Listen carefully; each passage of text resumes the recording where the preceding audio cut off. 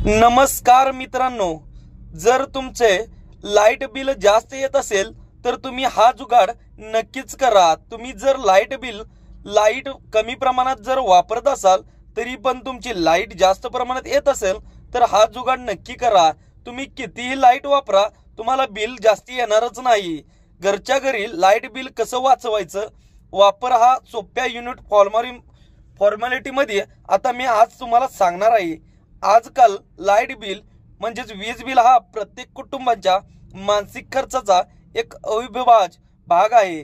आपण वापरलेल्या विजेचे बिल दर महिन्याला महावितरण विभागाकडून येते, परंतु अनेक ग्राहकांना आपण नेमकी किती वीज वापरली आणि किती युनिट झाले आणि त्यानुसार बिल किती यावे हवे हे कळत नाही। तुमच्या याच प्रश्नाचे उत्तर आणि लाईट बिल वापरण्याचे सोपे उदाहरण आता आजच्या व्हिडिओच्या माध्यमातून आता मी तुम्हाला सांगणार आहे। त्याआधी जर आपल्या YouTube चॅनलवर नवीन असाल तर आपल्या YouTube चॅनलला आताच सबस्क्राइब करा। तर बघा मित्रांनो, युनिट म्हणजे काय याचा प्रश्न पडला असेल तर युनिट म्हणजे काय आणि बिल कसे मोजले जाते आता हे आजच्या व्हिडिओच्या माध्यमातून आता बघा मी तुम्हाला सांगणार आहे। तर बघा मित्रांनो, लाईट बिल समजून घेण्यासाठी आपल्याला युनिट ही संकल्पना समजून घेणे अत्यंत महत्त्वाचे आहे। तुम्हाला जर लाईट बिल समजायचं असेल तर युनिट हा शब्द तुम्हाला समजून घेण्याचं अत्यंत महत्त्वाचं आहे। युनिटची संख्या विजेचे एक युनिट म्हणजे 1 किलोवॅट तास एवढे असते। तर बघा याचे गणित, जेव्हा आपण 10,000 वॅट म्हणजे ऊर्जा 1000 वॅट एका तासासाठी वापरतो तेव्हा 1 युनिट बिल पडते। सोप्या उदाहरणात म्हणले तर समजा तुमच्या घरात 50 वॅटचा एक बल्ब आहे। हा बल्ब एका तासात 50 वॅट ऊर्जा खर्च करतो, तर 1 युनिट होण्यासाठी आपल्याला 1000 वॅट ऊर्जा वापरावी लागते। तर मित्रांनो, म्हणजे 50 वॅटचा बल्ब जर तुम्ही 2 तास किंवा 2 तास 1000 वॅट तास चालवला तर तुमचे 1 युनिट बिल तयार होतील।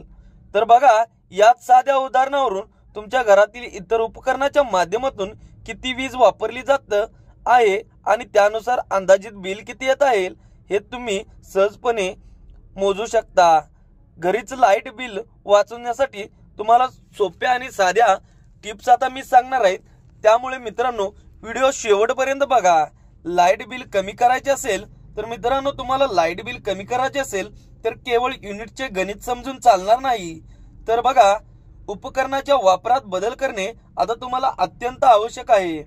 म्हणजे बघा, जुनी उपकरणे बदला, म्हणजे घरातील जुने 50 किंवा 100 वॅटचे बल्ब तातडीने LED बल्ब किंवा युनिट बल्बने बदला। म्हणजे मित्रांनो, तुमच्या घरामध्ये जुने बल्ब असेल तर ते तातडीने बदला। LED बल्ब किंवा ट्यूबलाइट बसवा। LED बल्ब केवळ 8 ते 15 वॅट वीज वापरतात। म्हणजे मित्रांनो, LED बल्ब हा कमी वीज वापरतो। जुने फ्रीज किंवा AC अधिक वीज वापरतात। म्हणजे मित्रांनो, तुमच्या घरामध्ये जुने फ्रीज असेल किंवा तुमच्या घरामध्ये AC असेल तर ते तुम्हाला जास्त प्रमाणात वीज वापरतात।